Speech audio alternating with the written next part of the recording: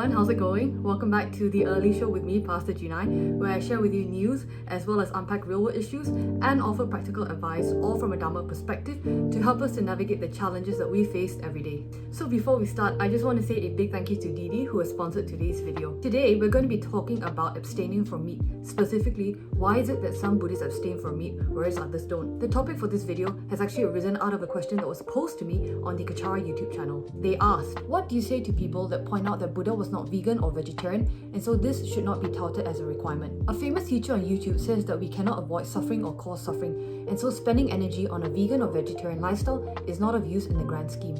Instead, we should completely focus on becoming enlightened as fast as possible so we can be of true benefit. I believe that if you are focusing on not harming beings, it is improving your mind and giving you the habit of living compassionately, and so it suits this end as well. What do you think? So before I start talking, the first thing I'm going to say is that different traditions have different approaches. So I'm going to answer this question based on our tradition and based on what it is that our Guru, His Eminence Tsem Rinpoche has taught us. So being vegetarian is not compulsory, but eating meat is incongruous with the development of compassion. The question that we need to ask ourselves is, how can we be part of a supply-demand chain that directly contributes to the imprisonment, torture, exploitation, and ultimately murder of a sentient being, whilst we are praying for the liberation of all sentient beings? Whilst we can't avoid creating suffering or causing suffering because we are in samsara, if we can avoid creating more suffering, or if we can avoid being part of a supply-demand chain that directly results in someone else's suffering, that has directly arisen to cause suffering to another being, why not? So the other thing that our Guru Rinpoche asks us to consider is also the concept of energies. We use our mouth to recite compassion mantras such as Om Mani Padme Hum. How can we then use that same mouth to consume something which possesses the energy of death, pain, suffering, and torture? Rinpoche said it's not very logical for us to use our mouth to recite Om Mani Padme Hum, Om Mani Padme Hum, Om Mani Padme Hum, and have our mouth become the source of compassion energy, where we're then simultaneously passing food that is the result of someone else's pain. Now, the thing about being vegetarian or being vegan is that it's no longer difficult to have a diet that is plant-based and a diet that is meat-free. It is no longer compulsory for us to have to eat meat in order to stay healthy, in order to sustain a healthy human body. In a place like Tibet, where crops were very difficult to grow, where agriculture was not easy, traditionally it was permissible to eat meat.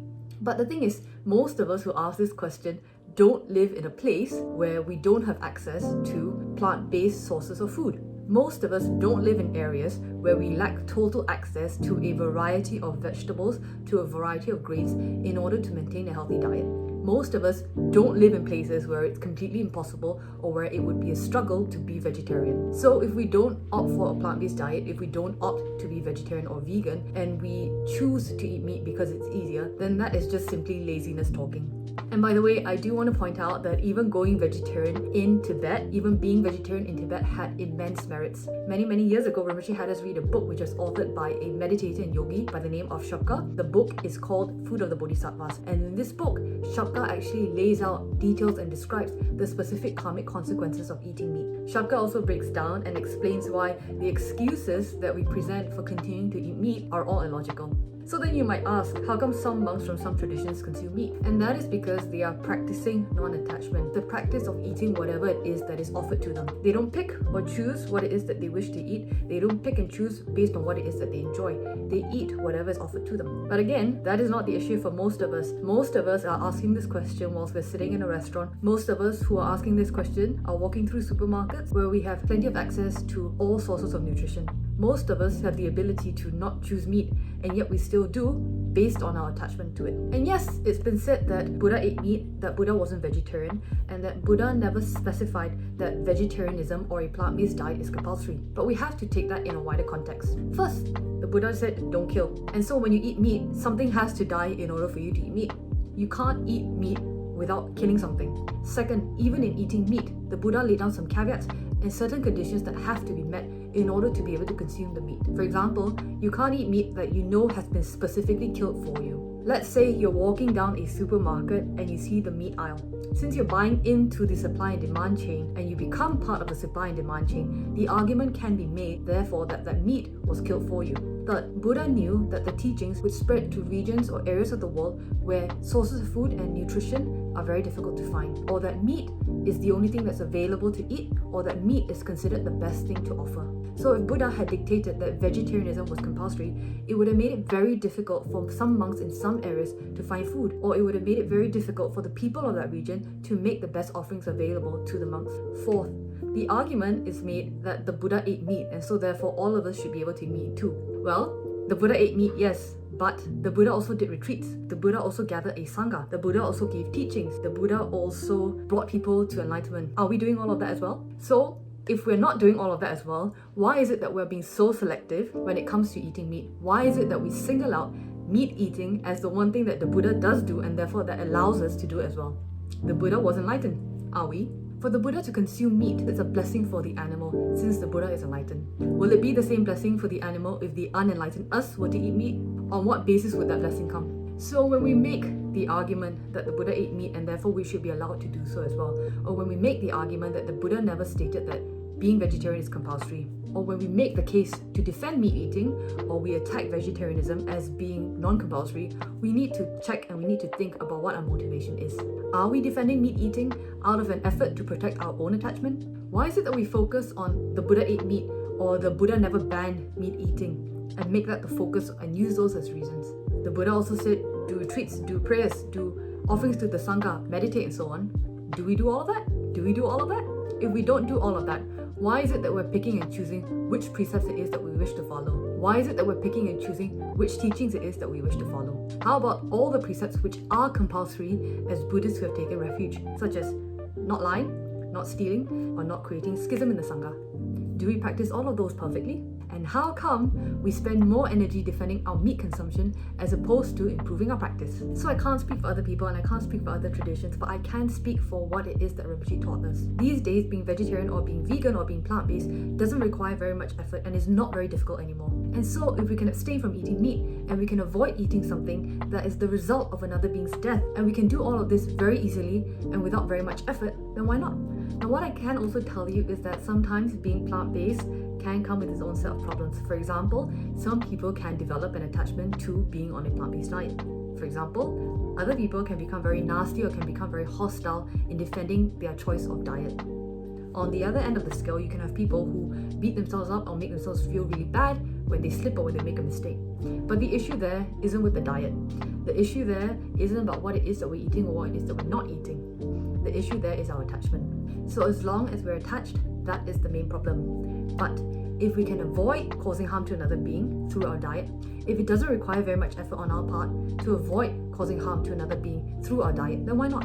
Alright, so I hope that answers the question of why some Buddhists abstain from eating meat, whereas others do not. If it is effortless to abstain from eating meat, as is the case for most of us, it is something that we should strongly consider doing. As Buddhists, we take vows to minimize the harm and to minimize the pain and suffering that we cause to others. And giving up meat is the easiest and most straightforward way for many of us to hold that vow immediately, right here, right now. Hi guys, welcome back to this week's It's a Plant-Based Life, where we talk about plant-based news, plant-based facts, plant-based products, and basically everything that you need to know in order to live a more plant-based lifestyle. This week we're going to be talking about something that I've been dying to share with you since this entire program was planned, and that is snacks that are accidentally vegan. I wanted to show you guys just how easy it is to find vegan snacks in your local supermarket so you don't have to feel like you're missing out. What do I mean by accidentally vegan? It means something that's not marketed as being specifically vegan, or not something that's created to be vegan, but just so happens to be vegan and something that everybody already eats. So I thought that what we can do is take a trip to our local supermarket here in Bentong in Malaysia and see what's available there. Alright guys, so we're here at the local supermarket, just arrived. So let's put our masks on, go inside and see what they have in stock.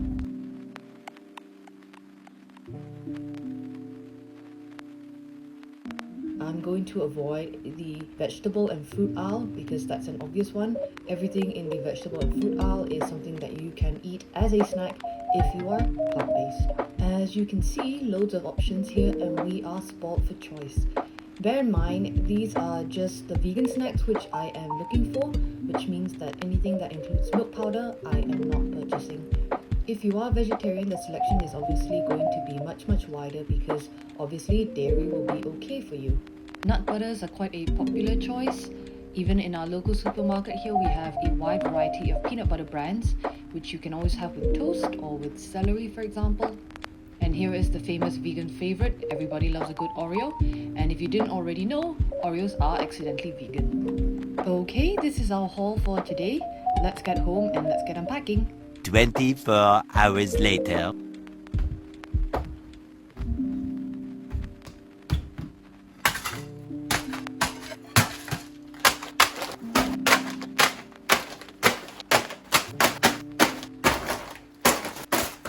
So I hope I gave you guys some ideas for things that you can snack on. Our local supermarket is pretty limited because it's serving a smaller population, but there are still plenty of things that you can eat. I also wanted to show you guys that there are already plenty of things that you're currently eating which are already vegan or vegetarian. I hope that today gave you guys a little bit more of an idea that a plant-based diet isn't necessarily restrictive. Do let me know in the comment section below what are your favorite snacks, because I would love to get some new ideas, and I'll see you guys next week. Bye! Before we go for today, let's do the weekly roundup where I tell you about news and events that are happening throughout the organization and things that have happened in the past week.